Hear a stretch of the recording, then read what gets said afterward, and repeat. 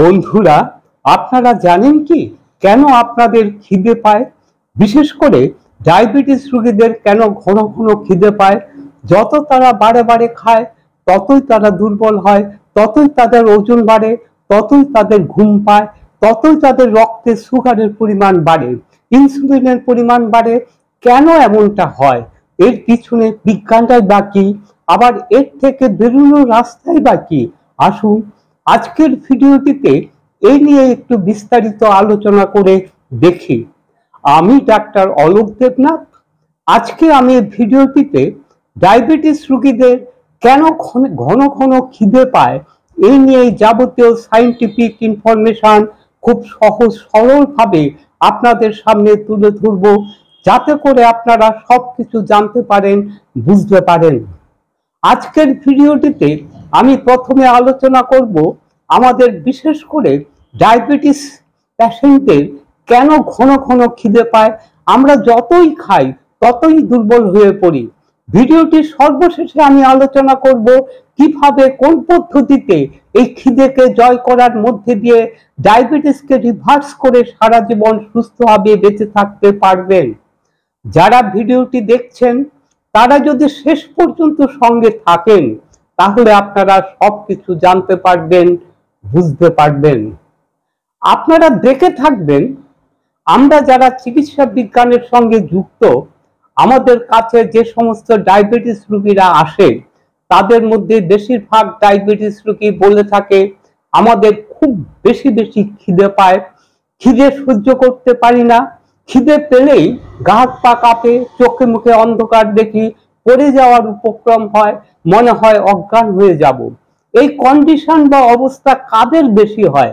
যাদের শরীরে সঞ্চিত চর্বির পরিমাণ বেশি, ওজন বেশি, যারা ওবিস, যারা কার্বোহাইড্রেট মেটাবলিজম করে চলছেন, যাদের শরীরে ইনসুলিন রেজিস্ট্যান্সের মতন সমস্যা তৈরি হয়েছে, সেসব ক্ষেত্রেই এই কন্ডিশন বা অবস্থা তৈরি হয়ে থাকে। আসুন এখন এই কার্বোহাইড্রেট মেটাবলিজমের কোন স্তরে গিয়ে আমাদের শরীরে ইনসুলিন রেজিস্ট্যান্সের মতন সমস্যা তৈরি হয়ে থাকে, আমাদের শরীরের ওজন বাড়তে থাকে, আমাদের খিদে বাড়তে থাকে। এটি একটি বিজ্ঞানের জটিল বিষয়। আমি চেষ্টা করব খুব সহজভাবে আপনাদের বুঝিয়ে বলার জন্য। আপনারা দয়া করে মন দিয়ে ধৈর্য ধরে দেখবেন। আমরা নিয়মিত যে খাদ্য খাবারগুলি খেয়ে থাকি সেগুলি মূলত তিনটি উপাদান দিয়ে তৈরি। 1 number carbohydrate, 2 number protein, 3 number হচ্ছে ফ্যাট। এই কার্বোহাইড্রেট থেকে আমাদের শরীরে এনার্জি তৈরি হয়ে থাকে, সেই এনার্জিকে কাজে লাগিয়েই আমরা চলি। আমাদের শরীরের যাবতীয় মেটাবলিক কার্যক্রমগুলিও সম্পূর্ণ করে থাকি। কার্বোহাইড্রেট সমৃদ্ধ খাদ্য খাবার আমাদের স্টমাকে ভেঙে আমাদের রক্তে গ্লুকোজের পরিমাণ বাড়ায়। এই গ্লুকোজ সরাসরি আমাদের সেলের মধ্যে ঢুকতে পারে না, তার প্রয়োজন হয়ে থাকে একটি ক্যারিয়ার বা বাহকের। আমাদের শরীরের প্যানক্রিয়াসের বিটা সেল থেকে ইনসুলিন নিঃসরণ হয়ে রক্তে আসে। এই ইনসুলিনই হচ্ছে গ্লুকোজের বাহক বা ক্যারিয়ার। আপনারা সকলেই জানেন আমাদের মাথার চুল থেকে পায়ের নখ পর্যন্ত প্রতিটি কোষের বহিরাবরণে আউটার লেয়ারে রয়েছে ইনসুলিন রিসেপ্টর। ইনসুলিন আমাদের সেলের রিসেপ্টর উপরে গিয়ে বসে, রিসেপ্টরের সঙ্গে বাইন্ড করে, তখন আমাদের সেলের গ্লুকোজ প্রবেশ করার পথটি ওপেন হয়ে যায় বা খুলে যায়। সেই পথ দিয়েই গ্লুকোজ আমাদের সেলের মধ্যে প্রবেশ করে। আমাদের সেলের মধ্যে থাকা মাইটোকন্ড্রিয়া গ্লুকোজকে কাজে লাগিয়ে শক্তি উৎপাদন করে, এটিপি উৎপাদন করে। সেই শক্তি দিয়েই, সেই এনার্জি দিয়েই আমরা চলি। আমাদের মেটাবলিক কার্যক্রমগুলিও সম্পন্ন করে থাকি। এইভাবেই ইনসুলিন গ্লুকোজকে হ্যান্ডেল করে। এখন আমরা যদি প্রয়োজনের অতিরিক্ত কার্বোহাইড্রেট সমৃদ্ধ খাদ্য খাবার বারে বারে ঘন ঘন বেশি বেশি পরিমাণে খেয়ে থাকি, তাহলে আমাদের রক্তে বারে বারে বেশি বেশি পরিমাণে গ্লুকোজের পরিমাণ বাড়বে। আবার এই গ্লুকোজকে আমাদের সেলের মধ্যে ঢুকানোর জন্য আমাদের প্যানক্রিয়াসের বিটা সেলগুলিকেও বেশি বেশি পরিমাণে ইনসুলিন তৈরি করে আমাদের রক্তে পাঠাতে হবে। এই প্রক্রিয়া যদি দীর্ঘদিন ধরে চলতে থাকে তাহলে একটা সময়ের পরে গিয়ে আমাদের সেলের মধ্যে গ্লুকোজের পরিমাণ বেড়ে যাবে। আমাদের সেলের মধ্যে গ্লুকোজ কনভার্ট হয়ে ফ্যাট আকারে জমতে থাকবে। একটা সময় পরে গিয়ে দেখা যাবে আমাদের সেলগুলো ফ্যাটে ভর্তি হয়ে যাবে, আমাদের সেলগুলি ওভারলোডেড হয়ে যাবে। তখন আমাদের সেলগুলি আর গ্লুকোজকে ঢুকতে দিতে চাইবে না, কারণ আমাদের সেলগুলির আর এত গ্লুকোজের প্রয়োজন নেই। তখন আমাদের সেলগুলি ইনসুলিনের প্রতি একটি বিরূপ প্রতিক্রিয়া তৈরি করবে। এটাকেই আমরা বলে থাকি ইনসুলিন রেজিস্ট্যান্স। আমাদের শরীরে এই ইনসুলিন রেজিস্ট্যান্স তৈরি হওয়ার ফলে কি কি পরিবর্তন হয়ে থাকে? প্রথমত, আমাদের শরীরে যথেষ্ট পরিমাণে প্রয়োজনীয় গ্লুকোজ, যা থেকে আমাদের শক্তি উৎপাদন হয়, আমাদের সেলের মধ্যে ঢুকতে পারে না, ফলে আমাদের সেলগুলি অভুক্ত থেকে যায়, আমাদের সেলগুলি শক্তিহীনতায় ভোগে। তাই আপনারা দেখে থাকবেন বেশিরভাগ ডায়াবেটিস রোগীরা শারীরিক দুর্বলতায় ভুগে থাকে। আপনারা দয়া করে এই জায়গাটা একটু মন দিয়ে শুনবেন। যেহেতু আমাদের শরীর যথেষ্ট পরিমাণে শক্তি পাচ্ছে না, ইনসুলিন রেজিস্ট্যান্স হওয়ার ফলে আমাদের সেলগুলিতে যথেষ্ট পরিমাণে গ্লুকোজ ঢুকতে পারছে না, যথেষ্ট পরিমাণে আমাদের সেলগুলি এটিপি উৎপাদন করতে পারছে না, শক্তি উৎপাদন করতে পারছে না। তাই আমাদের ব্রেন, আমাদের মস্তিষ্ক মনে করে আমরা যথেষ্ট পরিমাণে কার্বোহাইড্রেট খাদ্য খাবার খাচ্ছি না। তাই আমাদের শরীরে খাবার ইচ্ছা বা চাহিদা তৈরি হয়, যেটাকে আমরা অ্যাপিটাইট বলে থাকি। আমাদের খিদে তৈরি হয়, তাই ডায়াবেটিসের রোগীরা বারে বারে খেয়ে থাকে। আবার ইনসুলিন রেজিস্ট্যান্সের সাথে সাথে ইনসুলিন এবং ল্যাপটিন, এই দুটি হরমোনের রেজিস্ট্যান্স তৈরি হওয়ার ফলে খাওয়ার পর যে তৃপ্তি বা স্যাটিসফ্যাকশন বা পরিপূর্ণতার অনুভূতি, সেটি তৈরি না হওয়ার ফলে খিদের অনুভূতি থেকেই যায়। সেই কারণেও ডায়াবেটিস রোগীদের বারে বারে খিদে পায়, বারে বারে খায়, বারে বারে খেলেও তারা শক্তি পায় না, যত খায় ততই দুর্বল হয়ে যায়। খাওয়ার পর রক্তের সুগারের পরিমাণ বেড়ে যাওয়ার জন্য ঘুম ঘুম পায়, আর যদি না খেয়ে থাকার চেষ্টা করে সেক্ষেত্রেও আরো বেশি দুর্বল হয়ে যায়। যদি কেউ জোর করে না খেয়ে থাকার চেষ্টা করে সেক্ষেত্রে মাথা ঘুরে যাওয়া, পড়ে যাওয়ার উপক্রম হয়ে থাকে, অনেক ক্ষেত্রে অজ্ঞান হয়ে যায়, তার ব্রেন ভালো কাজ করে না, তার মস্তিষ্ক ভালো কাজ করে না, ইরিটেটিভ হয়ে যায়, রেগে যায়, মেজাজ খিটখিটে হয়ে যায়। এর সাথে সাথে অপুষ্টিজনিত রোগগুলো দেখা দিয়ে থাকে।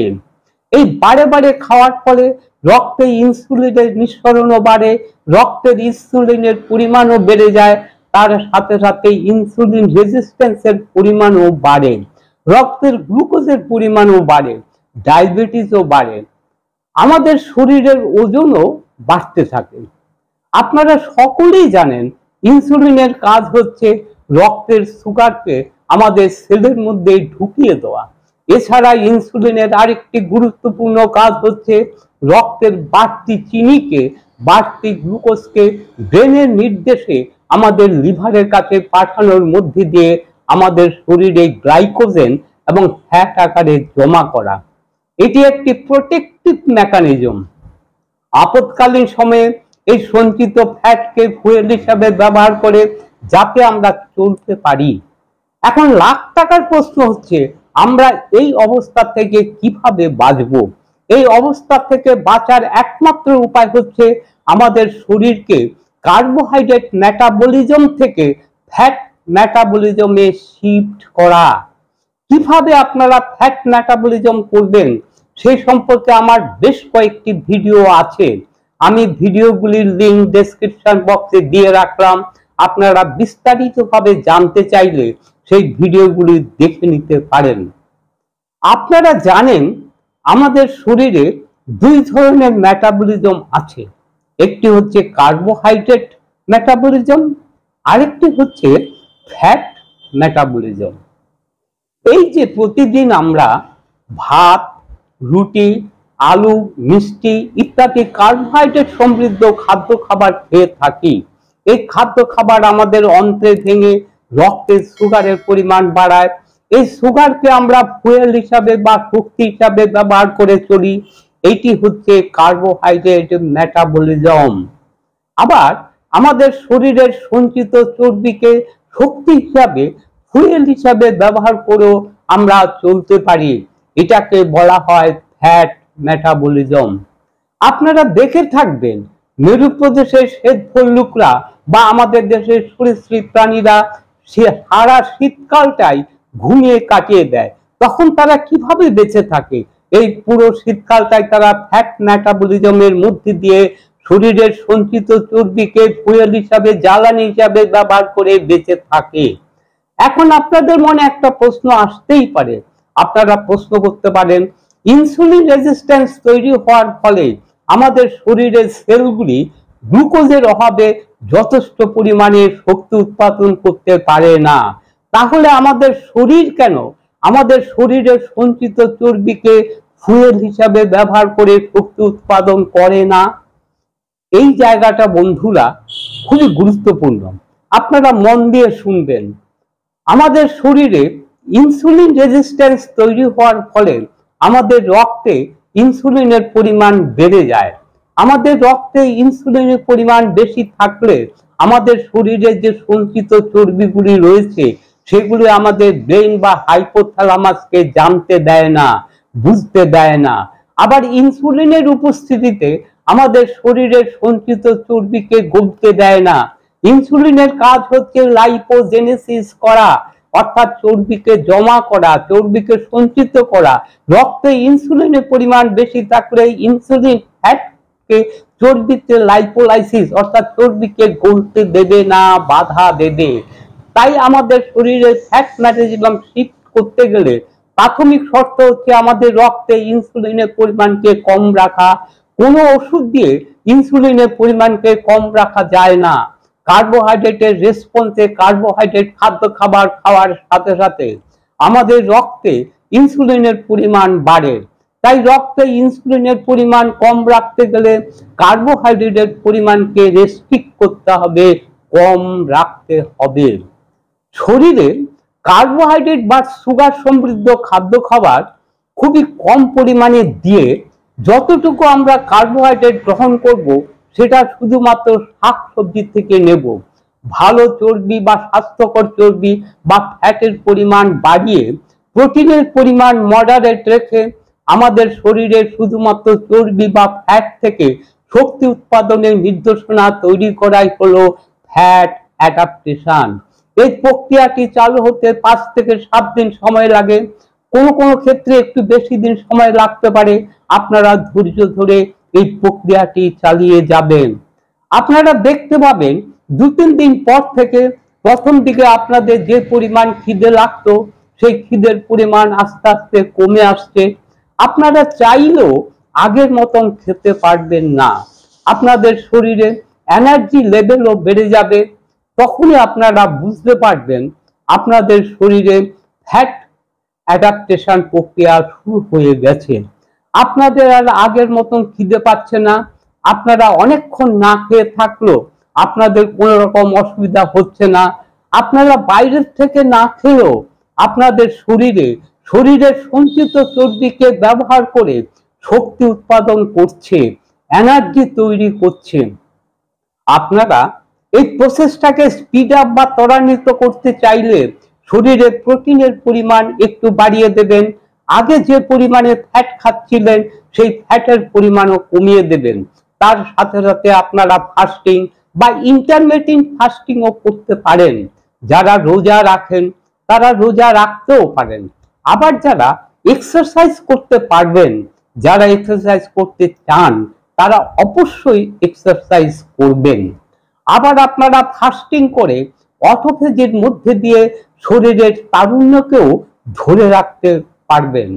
বন্ধুরা, এই পদ্ধতি অবলম্বন করে আপনারা খুব সহজেই কার্বোহাইড্রেট মেটাবলিজম থেকে ফ্যাট মেটাবলিজমে শিফট করে আপনাদের খিদেকে জয় করে ইনসুলিন রেজিস্ট্যান্সকে রিভার্স করার মধ্যে দিয়ে ডায়াবেটিসের মতো মেটাবলিক সিনড্রোমগুলি থেকে সারা জীবন সুস্থভাবে বেঁচে থাকতে পারবেন। বন্ধুরা, এতক্ষণ ধরে যারা ভিডিওটি দেখলেন তারা যদি মনে করেন এই ভিডিওটির থেকে নতুন কিছু জানতে পারলেন, নতুন কিছু শিখতে পারলেন, তাহলে আপনারা আপনাদের বন্ধু বান্ধবদের কাছে এই ভিডিওটি শেয়ার করবেন, এই ভিডিওটিতে লাইক দেবেন। আবার যাদের এই ধরনের ইনফরমেটিভ ভিডিও ভালো লাগে তারা অবশ্যই এই চ্যানেলটিকে সাবস্ক্রাইব করে রাখবেন। নতুন নতুন ভিডিও পাবলিশ হওয়ার সাথে সাথে নোটিফিকেশন পাওয়ার জন্য। ভিডিওটি সম্পর্কে আপনাদের যদি কোনো প্রশ্ন থাকে আপনারা অবশ্যই কমেন্টসের মাধ্যমে জানাবেন। আমি চেষ্টা করব আপনাদের সব প্রশ্নের উত্তর দেওয়ার। আজকের ভিডিওটি এইখানে শেষ করছি। আবার দেখা হবে বন্ধু নতুন কোনো ভিডিওতে, নতুন কোনো সময়ে। ততক্ষণ পর্যন্ত আপনারা ভালো থাকবেন, সুস্থ থাকবেন। নমস্কার।